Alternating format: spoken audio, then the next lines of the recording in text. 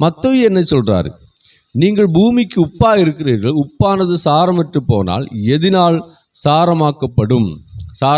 அப்போ 3 பேரும் ஒரே காரியத்தை தான் சொல்றாங்க. உப்பு நல்லது தான்.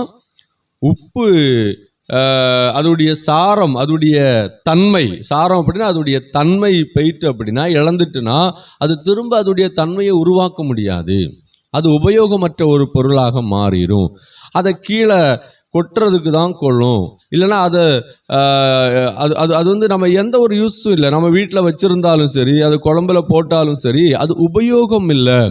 அது உதவாததாக ரிஜெக்ட் பண்ணப்படுகிறது, வேண்டாம் என்று ஒதுக்கப்படுகிறது என்று சொல்லி தான் இந்த 3 வசனங்களும் நமக்கு தெரிவிக்கிறது. அதாவது ஒன்று, அந்த உப்பு அதோடைய தன்மை, அதோடைய சாரம் போயிட்டுனா சாரம் ஏற்ற முடியாது. 2வது, அது திரும்ப சாரமேற்ற முடியாத காரணத்தினால அதை கொட்டுவதற்கு, அது உபயோகம் இல்லாத பொருள்னு சொல்லி தள்ளுவதற்கு மாத்திரம்தான் உதவுமே தவிர வேற எதுக்குமே அது உதவாது. ஆண்டவர் இதிலிருந்து என்ன சொல்ல விரும்புகிறார்? ஒரு மொழிபெயர்ப்பு பைபிளில் இப்படியாக எழுதியிருக்கிறது: பூமிக்கு நீங்கள் உப்பாக இருக்கிறீர்கள். தன் சுவையை உப்பு இழந்தால் மீண்டும் அதை உப்பாக மாற்றவோ வேறு எதற்கும் பயன்படுத்தவோ முடியாது.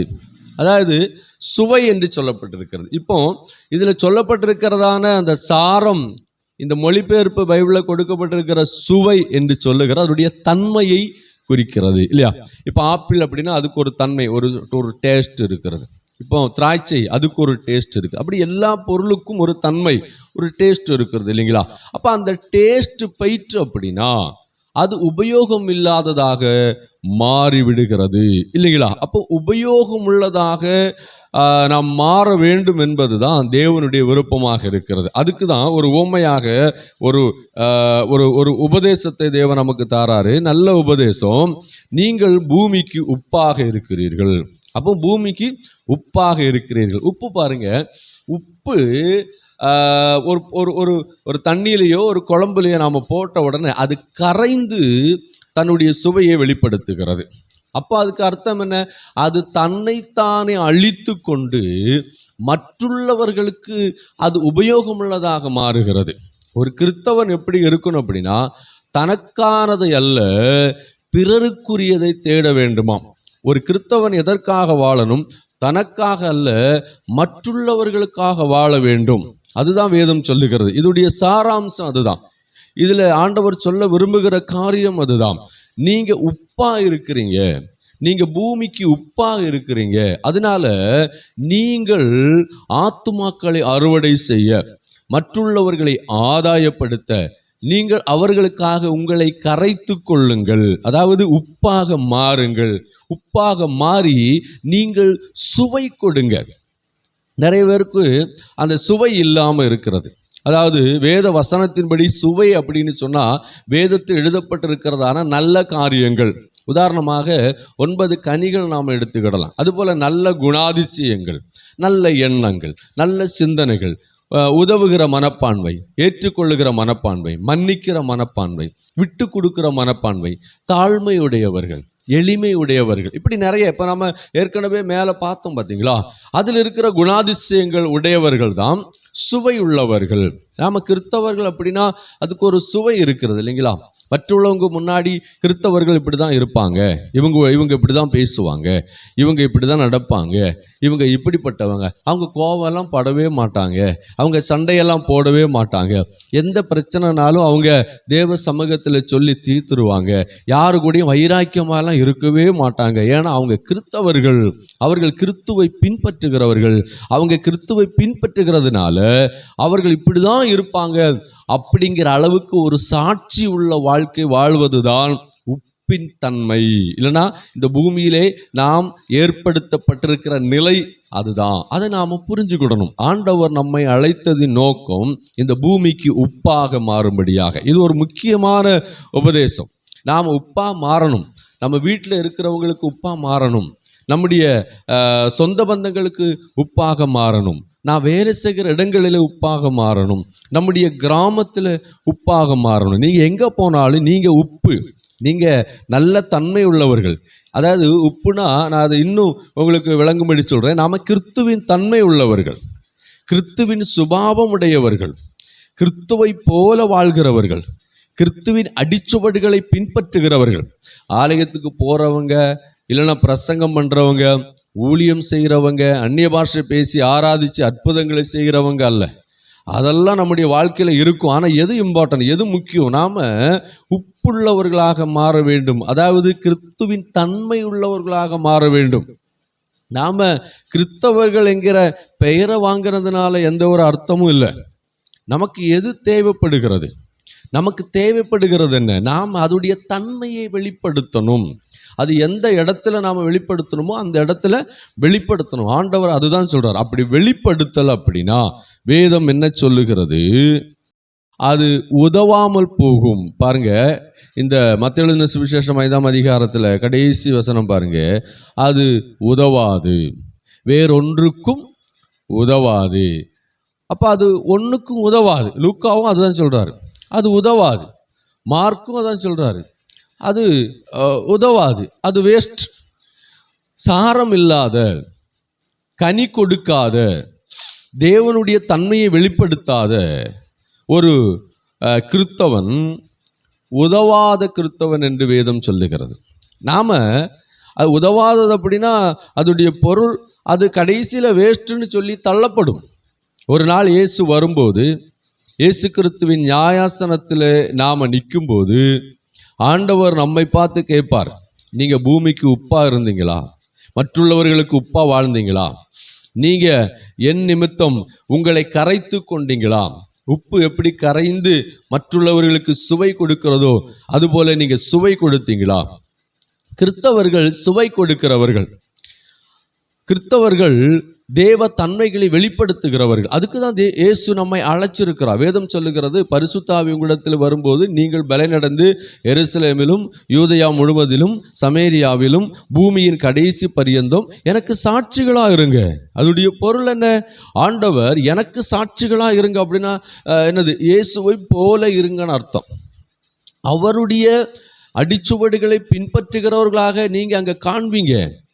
அங்கே இருக்கிறவங்க உங்களை பார்க்கும்போது இவர் இயேசுவின் பிள்ளைங்கன்னு சொல்கிற அளவுக்கு நீங்கள் அந்த இடத்துல என்னை போல வாழ்ந்து காட்டுங்க அப்படின்னு ஆண்டவர் சொல்லுகிறார். பாருங்க, ஸ்தேவான் ஆண்டவரை போல வாழ்ந்து காட்டினார். அவர் ஒரே நாளில் பிரசங்கம் பண்ணினார். அவரை கல்லெடுத்து எரிஞ்சி கொன்னாங்க. அப்போது முழங்கால் படிக்கிட்டு பரலோகத்தை நோக்கி அவர் ஜெபம் பண்றாரு. பாருங்க, ஒரு வார்த்தை சொல்றாரு, பிதாவே இவர்களை மன்னிங்க, இவர்களை மன்னிங்க. ஏன் அதை சொல்றாரு? ஆண்டவராய் இயேசு கிறிஸ்து சிலுவையில் தொங்கின போது இந்த வார்த்தையை பயன்படுத்தினார், இவர்களை மன்னியும். அப்போ இந்த தேவானுக்குள்ள அந்த குணம் வந்துட்டு, நிறைய பேர் தேவானுங்கிற பேர் வச்சிருப்பாங்க, ஆனால் தேவானுடைய குணம் இருக்காது. தேவானுடைய குணம் என்ன? வெறும் பிரசங்கம் பண்றது மட்டும் கிடையாது. அந்த அடிப்படும் போது கூட, அடிச்சு சொட்டு சொட்டா ரத்தம் வடிந்து கொண்டு இருக்கும் போது கூட, தன்னுடைய உயிர் தன்னுடைய சரீரத்தை விட்டு கொஞ்சம் கொஞ்சமா போய் கொண்டிருக்கிறதான அந்த சூழ்நிலையிலும் கூட தேவான் எப்படி சொல்லுகிறார்? இவர்களை மன்னியும் அப்படின்னு சொல்றார். அப்ப அந்த குணம் எங்க இருந்து வந்துச்சு அப்படின்னு கேட்டீங்கன்னா, இவர்கள் இயேசுவோடு கூட இருந்தவர்கள்.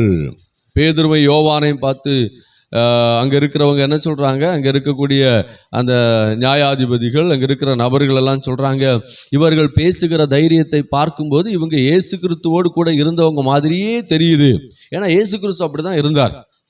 இயேசு கிறிஸ்து இருந்தது போல இருக்கிறவர் தான் கிறிஸ்தவர்கள். கிறிஸ்துவை உடையவர்கள் கிறிஸ்தவர்கள், கிறிஸ்துவை தரித்து கொண்டவர்கள் கிறிஸ்தவர்கள், கிறிஸ்துவின் அடிச்சுவடுகளை பின்பற்றுகிறவர்கள் கிறிஸ்தவர்கள், கிறிஸ்துவின் பாணியை வெளிப்படுத்துகிறவர்கள் கிறிஸ்தவர்கள், கிறிஸ்துவின் தன்மையை வெளிப்படுத்துகிறவர்கள் கிறிஸ்தவர்கள். சும்மா சர்ச்சுக்கு போகிறோம், ஜெபிக்கிறோம், ஆராதிக்கிறோம், நானும் கிறிஸ்தவன், பல வருடமாக நான் சர்ச்சில் இருக்கிறேன், என்னுடைய எக்ஸ்பீரியன்ஸை பார்த்தா அப்படின்னா 40 வருஷம் 50 வருஷம் ஆயிட்டு இல்லை.